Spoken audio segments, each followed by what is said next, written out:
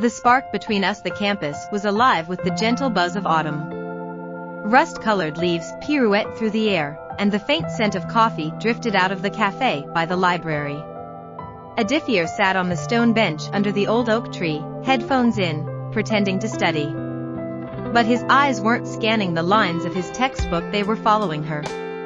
She walked with an effortless grace, her auburn scarf trailing behind her like a streak of fire in the cool air. Mira. Her name echoed in his mind as if it was meant to be said softly, reverently. She was in his literature class, a dreamer with eyes that could hold the universe and a laugh that he'd swear could make flowers bloom. Adithier had never spoken to her, not properly. A shy hi when she passed by his desk once and a nervous nod when she borrowed his notes, but today felt different. The air itself seemed charged, and his heart raced with a hope he couldn't quite explain.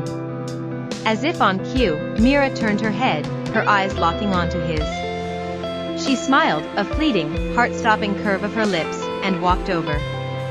"Hey, Adithier, right?" she asked, her voice a melody that warmed the chilly afternoon. Yeah.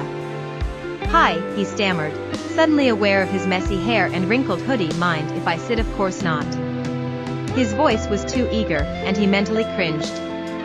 She laughed, a soft sound that made him feel like he'd just aced an impossible exam.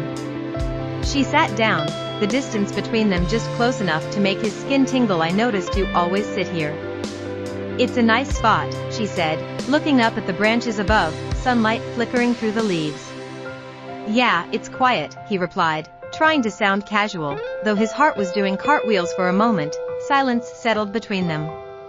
It wasn't awkward, but filled with a strange, electrifying awareness. Adithier stole a glance at her, and his breath caught.